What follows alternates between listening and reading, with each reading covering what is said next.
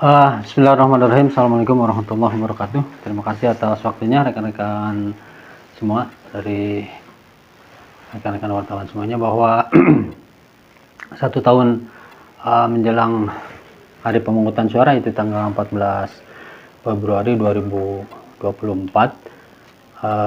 Bawaslu semakin mematangkan langkah-langkah dalam pengoptimalan pengawasan pemilu. Ini dari berbagai aspek ya. Misalnya aspek pengawasan. Bawaslu perlu melakukan tindakan pengawasan mulai dari persiapan hingga pelaksanaan setiap tahapan pemilu. Jadi sekarang itu sudah tahapan yang keberapa, dari mulai tahapan permin perpak partai politik, sekarang sudah berjalan perpak DPD sama pengawasan coklit ya, yang dilakukan oleh teman-teman Pantarli. Bawaslu dalam melakukan pengawasannya telah menyusun pedoman dan alat kerja pengawasan. Tentu saja pengawasan yang dilakukan oleh Bawaslu berbasis tertib administrasi. Jadi selalu ada laporan hasil pengawasan atau LHP, atau kita lebih kenal dengan Form A. Jadi di Form A itu dituangkan tentang pengawasan apa, hari apa, jam berapa, di mana. Kemudian kalau misalnya ada kejadian-kejadian yang memang itu termasuk pelanggaran, maka ditulis di situ di lembar pengawasannya, itu di lembar kerjanya itu apa saja pelanggaran yang mungkin ada. Kalau tidak ada nih ya. Jadi tidak diada-adakan gitu ya. Bawaslu bekerja sesuai dengan regulasi. Kemudian langkah-langkah optimalisasi Bawaslu dalam menghadapi 1 tahun menjelang pemilu 14 Februari 2024, yaitu aspek pencegahan. Jadi tagline pencegahan lebih dikedepankan ketimbang penindakan.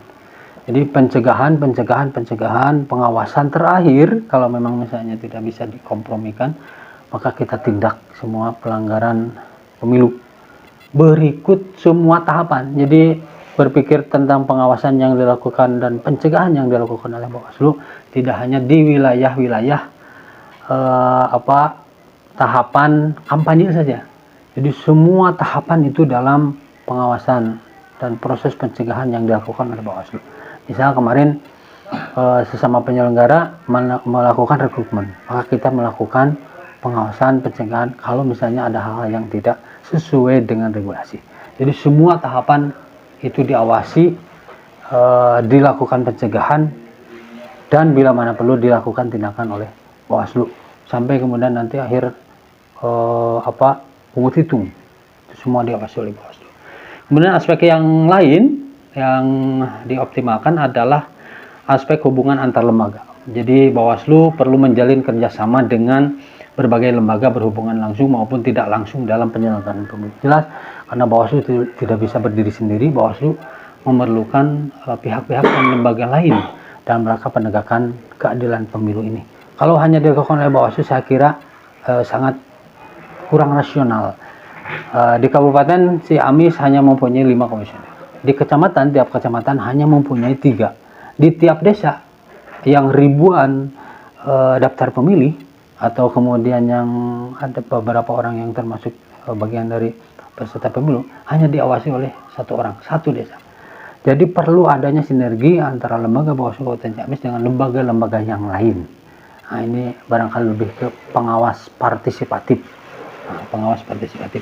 Kemudian dari aspek partisipasi masyarakat, Bawaslu mendorong tadi ya, keterlibatan masyarakat dalam pengawasan pemilu.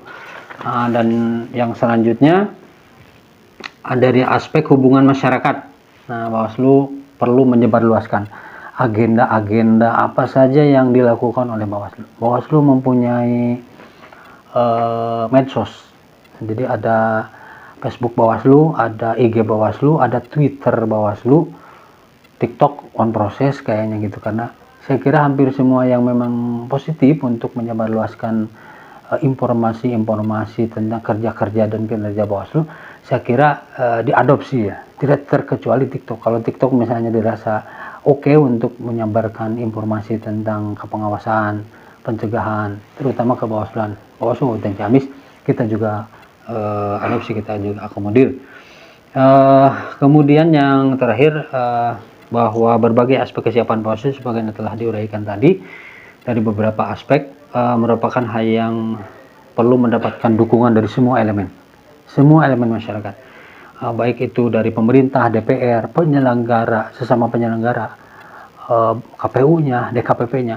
Saya kira Bawaslu tidak bisa berdiri sendiri. Bawaslu memerlukan kehadiran organ-organ yang lain, OKP atau ormas ya. Ini di mana lebih ke Gakumdu begitu. Untuk Gakumdu ini sebetulnya terdiri dari mana-mana saja.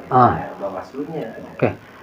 Untuk hari ini sebenarnya tema besarnya hari ini adalah kegiatan siaga pengawasan menjelang pemilu 2024. Kalaupun misalnya yang hadir dan diundang itu salah satunya adalah bagian dari Sentra Gakumdu, di mana Sentra Gakumdu itu ada 3 lembaga, Bawaslu, Kepolisian, dan Kejaksaan. Itu hadir tidak dalam posisi sebagai Sentra Gakumdu, tapi hadir sebagai wakil dari Forkopimda dan masyarakat lain terkait hari ini, yaitu kesiapsiagaan pengawasan 1 tahun menjelang pemilu 2024.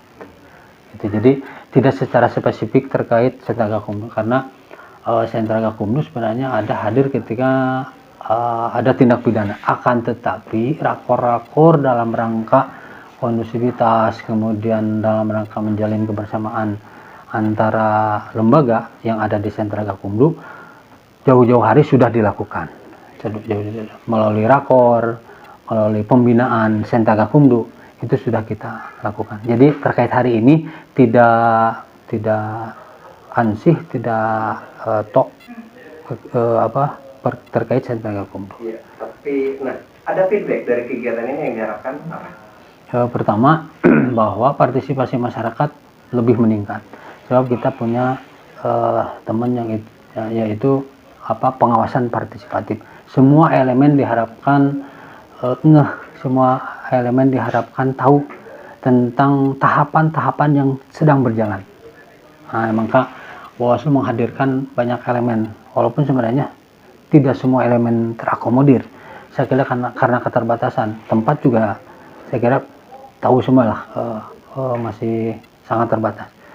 Pak, untuk pengawasan ke Panwas kecamatan sendiri, diantaranya umpamanya kita menanyakan, masih ada beberapa di antaranya ada kemungkinan anggota-anggota Bapak ada yang ini 2 jabatan gimana?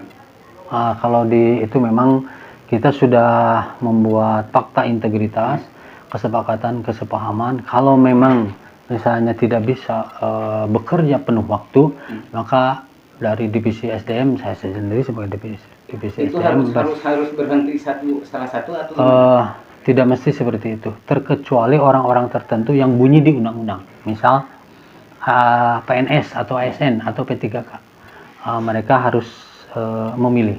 Kemudian BPD, ini bukan terkait salary, tapi terkait undang-undang yang muncul dan bunyi. BPD walaupun hanya di tingkat daerah, itu bagian dari pemerintahan desa.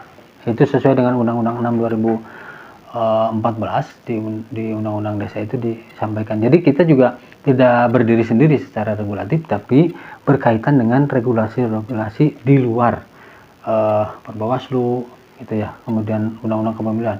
Jadi ada undang-undang yang terkait juga yang kemudian itu menjadi bahan pertimbangan. Otomatis harus mengundurkan diri atau harus mengundurkan diri kalau BPD. Katakan ada bahasa cuti dulu gimana? Tidak ada. Jadi tidak ada kalau misalnya untuk orang-orang yang memang bunyi di peraturan di Perbawaslunya atau di keputusan ketua Bawaslu harinya, maka memang terkait BPD itu tidak ada istilah cuti, harus mengundurkan diri. Misalnya dari Cidolog, BPD ASN perangkat desa bunyi itu harus mengundurkan diri, tidak ada istilah cuti. Berbeda dengan regulasi yang ada di teman-teman penyelenggara yang lain, misalnya di KPU. KPU membuka ruang untuk itu, dan kita tidak bisa mempersalahkan karena itu bagian dari keputusan di internal sendiri. Akan tapi ada ruang-ruang yang lebih secara spesifik itu bagian dari pengawasan Bawaslu misal. di penyelenggara ad hoc di KPU, yaitu PPK misalnya, panitia pemilihan kecamatan, ada yang terindikasi parpol, ada terindikasi pengurus partai. Nah, itu sudah jelas nanti direkomendasikan untuk tidak diikutsertakan menjadi bagian dari penyelenggara, karena itu sudah jelas melanggar undang-undang, aturan dan regulasi. Lebih ke wilayah-wilayah itu, semua masyarakat bisa ikut serta memeriahkan pesta demokrasi, ikut serta menjadi bagian yang menentukan masa depan bangsa. Jadi jangan sampai masih ada istilah golput. Ini bagian dari jihad konstitusi.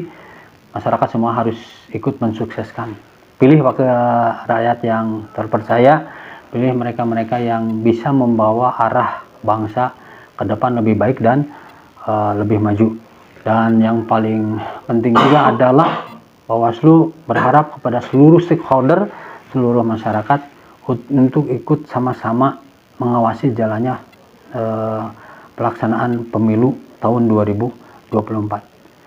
Sebab Bawaslu barangkali tidak bisa berdiri sendiri, perlu support dari teman-teman masyarakat, dari lembaga-lembaga yang lain terkait pelaksanaan pemilu tahun 2024.